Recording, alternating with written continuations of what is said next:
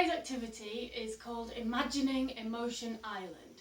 So today we're going to do a bit of visualisation and a bit of imagining to try and think about an imaginary island which is all about our emotions, our feelings that we feel inside. So the first thing you need to do is to find somewhere where you can spread out with a bit of floor space around you, preferably somewhere nice and quiet and peaceful in your house so you can concentrate and not get disturbed. So the things we're going to need for this activity are lots of sheets of paper, could just be scrap paper or plain paper, and a pen. So the first thing I'd like you to do is to take a sheet of paper and write down as many emotions or feelings as you can think of. If you can think of at least 6, ideally 10, you might want to pause this video now and just give yourself a couple of minutes to write down any feelings you can think of. Could be angry, happy, sad. Be as widespread as you can possibly be with these emotions from one end of the spectrum to the other. So pause the video now and have a little go at that. So once you've written down your list of feelings or emotions, the next thing I'd like you to do is to think about some places or features that you'd like to have on your imaginary island. This could be natural features like rivers, lakes, mountains, or it could be human-made features like bridges, buildings. Remember, this is your island, so you can have absolutely anything you want on there. You could have a space station, you could have a lorry depot, anything you want. Have a think now and try and write down some places or features to go on your island, and pause the video again while you do this. And remember, we'd like to have a minimum of 6 and ideally 10. So once you've got your list of features or places that are going to go on your island, the next job is to match each of these places or a selection of these places, I'd say always a minimum of 6, to some of the feelings or emotions that you wrote down in the first list, and try to think about what feelings you feel go well with what place. So for example, I think a volcano is quite explosive and quite dangerous, so perhaps I'd put a volcano with anger. I feel like a lagoon is maybe a bit kind of lazy, so maybe I'd have lazy lagoon. So just have a quick go first at matching some of those up. And then once you've matched some of these up, we're going to take a separate piece of paper for each one of the features that you've chosen and just write down the title of that place on the top of the piece of paper. And then once we've got a sheet for each place, I want you to imagine the floor space around you is your island, and I want you to think about placing each of these features somewhere on your island. Now it might be a good idea to think about which features might be kind of similar and might go near to each other. So I've got Fear Mountain here, so I'm going to put that in this corner over here, and then maybe I will put something similar. So I've got Anxious Bridge here, I might put that there leading to Fear Mountain, and perhaps I'd choose something a bit different to go on the other side of the island. So maybe I'm going to put Happy Cove all the way down here. So have a go at laying those features out across your island. When you've laid all your features out onto the floor to show where you want them to be on your emotion island, if you go to each bit of paper and just spend a minute there thinking about that particular location. So say you go and sit by Fear Mountain. What is it like there? Maybe just jot down a couple of details about what it's like on Fear Mountain, say. Is it hot? Is it cold?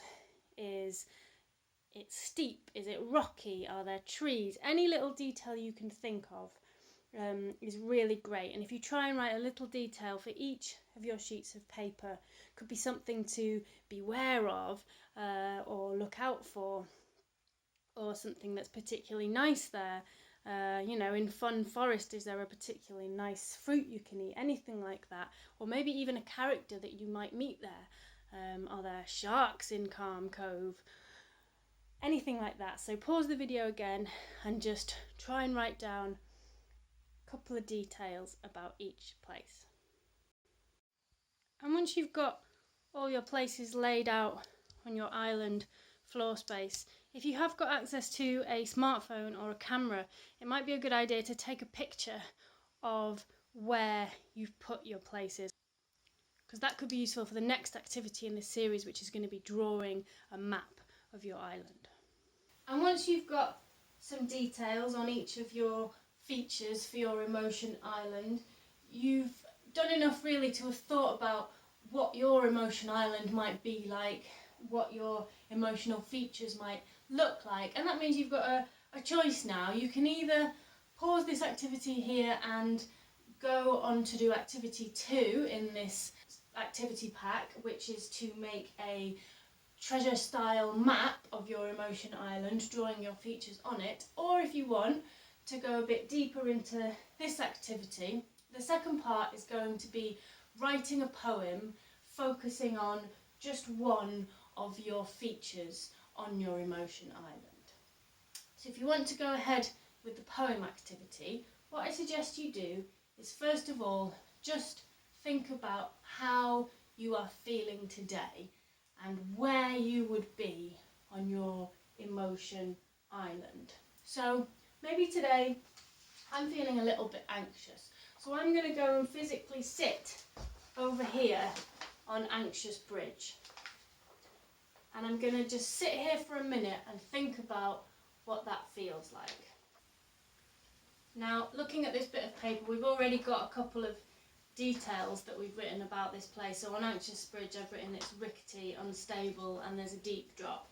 But we're just going to spend the next couple of minutes writing a few more details about this place. So I'd like you to take a fresh piece of paper and divide it into 6 squares.